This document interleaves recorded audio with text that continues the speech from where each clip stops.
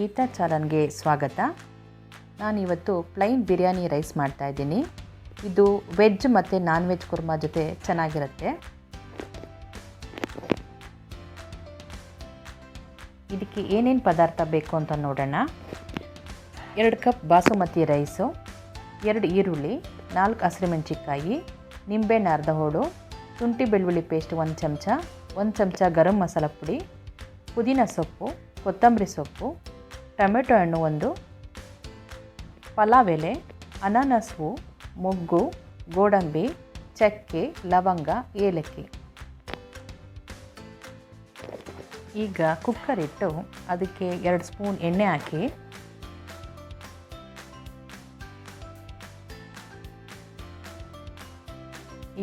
ಮಸಾಲೆ ಸಾಮಾನು ಹಾಕ್ತಾಯಿದ್ದೀನಿ. ಚಕ್ಕೆ, ಲವಂಗ, ಏಲಕ್ಕಿ, ಗೋಡಂಬಿ ಅದು ಹುರಿದಾದ್ಮೇಲೆ ಈರುಳ್ಳಿ ಹಾಕ್ತಾಯಿದ್ದೀನಿ.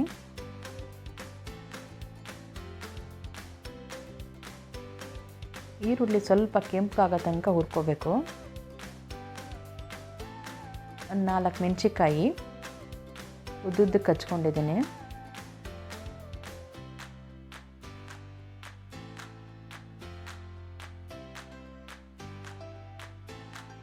ಈರುಳ್ಳಿ ಸ್ವಲ್ಪ ಕೆಂಪಾಗೋ ತನಕ ಹುರ್ಕೊಂಡ್ರೆ ಸಾಕಾಗುತ್ತೆ.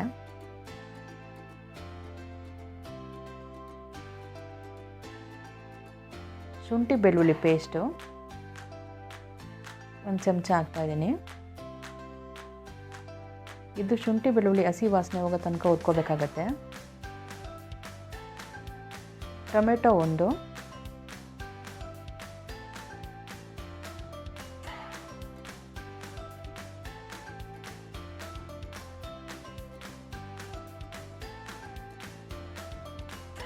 ಉಪ್ಪು ಹಾಕ್ತಾಯಿದ್ದೀನಿ. ಟೊಮೆಟೊ ಈರುಳ್ಳಿ ಸ್ವಲ್ಪ ಇದಾಗಲಿ ಅಂತ, ಬೇಯಲಿ ಅಂತ.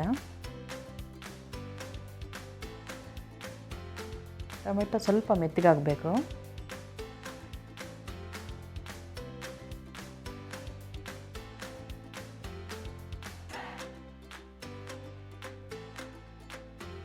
ಒಂದು ಸ್ಪೂನ್ ಗರಂ ಮಸಾಲ ಪುಡಿ ಮಿಕ್ಸ್ ಮಾಡ್ಕೊಳ್ಳಿ.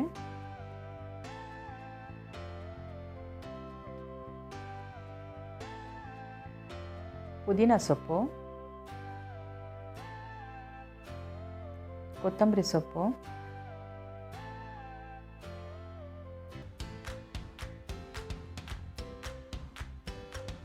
ಹಾಕಿ ಚೆನ್ನಾಗಿ ಹುರ್ಕೊಬೇಕು.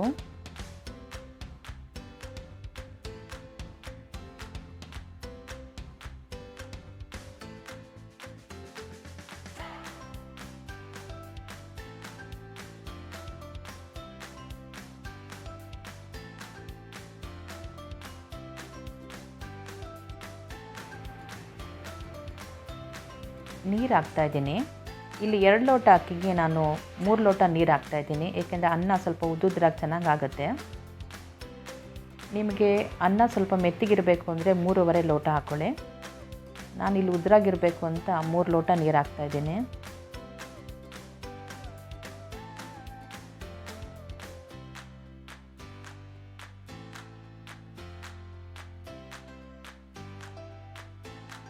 ರುಚಿಗೆ ತಕ್ಕಷ್ಟು ಉಪ್ಪು,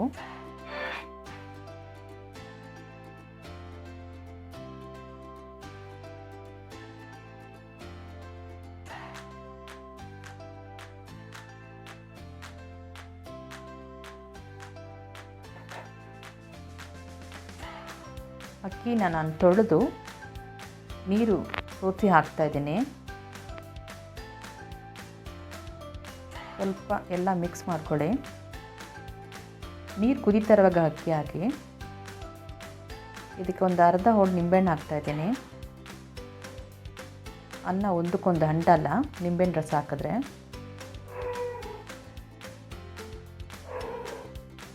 ಈಗೆಲ್ಲ ಮಿಕ್ಸ್ ಮಾಡಿ ಕುಕ್ಕರ್ ಲಾಕ್ ಮಾಡ್ತಾಯಿದ್ದೀನಿ.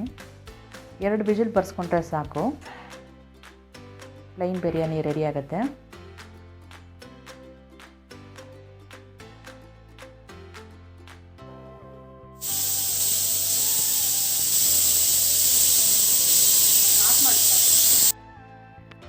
ಕುಕ್ಕರ್ ಓಪನ್ ಮಾಡ್ತಾಯಿದ್ದೀನಿ.